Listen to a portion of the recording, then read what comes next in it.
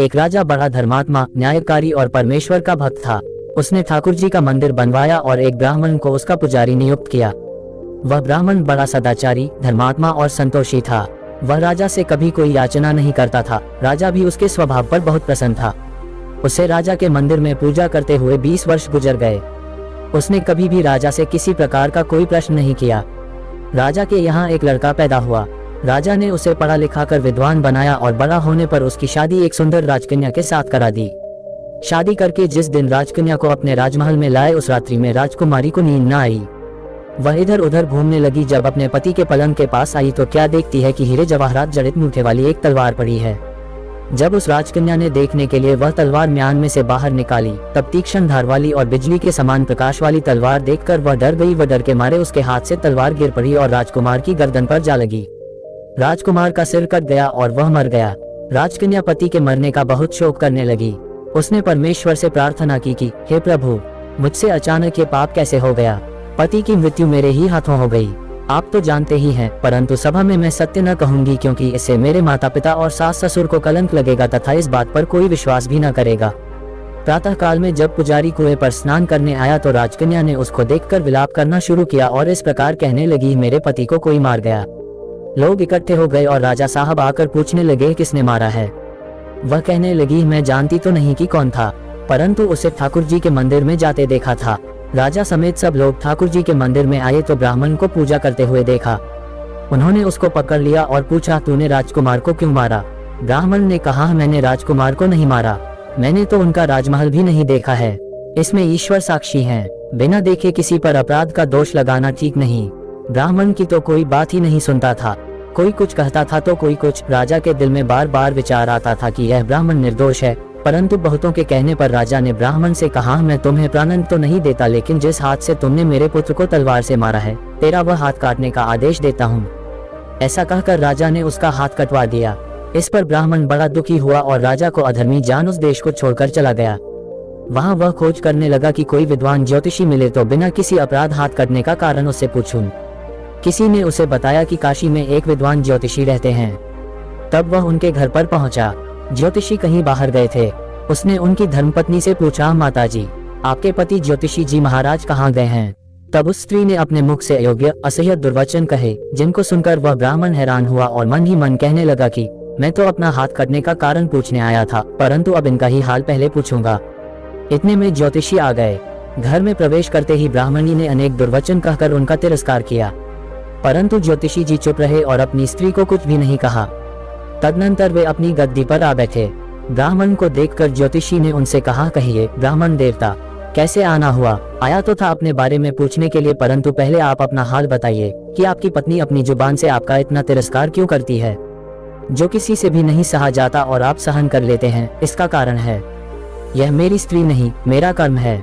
दुनिया में जिसको भी देखते हो, अर्थात भाई, पुत्र, शिष्य, पिता, गुरु, संबंधी, जो कुछ भी है, सब अपना कर्म ही है। ये स्त्री नहीं, मेरा किया हुआ कर्म ही है और यह भोगे बिना कटेगा नहीं। अवश्य में भोक्तव्यम कृत कर्म शुभाशुभम ना भुक्तम क्षीयते कर्म कल्पकोटिशत्रपी। अपना किया हुआ जो भी कुछ शुभ अशुभ कर्म है, वह अवश्य ही भोगना पड़ता है।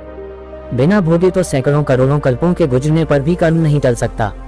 इसलिए मैं अपने कर्म खुशी से भोग रहा हूँ और अपनी स्त्री की ताड़ना भी नहीं करता, ताकि आगे इस कर्म का फल न भोगना पड़े। महाराज, आपने क्या कर्म किया था, सुनिए। पूर्व जन्म में मैं कौवा था और मेरी स्त्री गधी थी। इसकी पीठ पर फोड़ा था। फोड़े की पीड़ा से यह बड़ी दुखी थी और कमजोर भी हो गई थी। मेरा स्वभाव बड़ा दुष्ट था, इसलिए मैं इसके फोड़े में चोंच मारकर इसे ज्यादा दुखी करता था। जब दर्द के कारण ये कूदती थी तो इसकी फजीहत देखकर मैं खुश होता था। मेरे डर के कारण ये सहसा बाहर नहीं निकलती थी, किंतु मैं इसको ढूंढता फिरता था। ये जहाँ मिले वहीं इसे दुखी करता था। आखिर मेरे द्वारा बहुत सताए जाने पर त्रस्त होकर यह गांव से 10-12 मील दूर जंगल में चली गई। वहां गंगा जी के किनारे सघन वन में हरा हरा घास खाकर और मेरी चोटों से बचकर सुखपूर्वक रहने लगी। लेकिन मैं इसके बिना नहीं रह सकता था। इसको ढूंढते ढूंढते मैं उसी वन में जा पहुंचा और वहां इसे देखते ही मैं इसकी पीठ पर जोर से चोंच मारी तो मेरी चोंच इसकी हड्डी में चुभ गई। इस पर इसने अनेक प्रयास किए, फिर भी चोंच न छूटी। मैंने भी चोंच निकालने का बड़ा प्रयत्न किया, मगर न निकली। पानी के भय से ही ये दुष्ट मुझे छोड़ेगा, ऐसा सोचकर यह गंगा जी में प्रवेश कर गई, परंतु वहां भी मैं अपनी चोंच निकाल ना पाया। आखिर में यह बड़े प्रवाह में प्रवेश कर गई। गंगा का प्रवाह तेज होने के कारण हम दोनों बह गए और बीच में ही मर गए।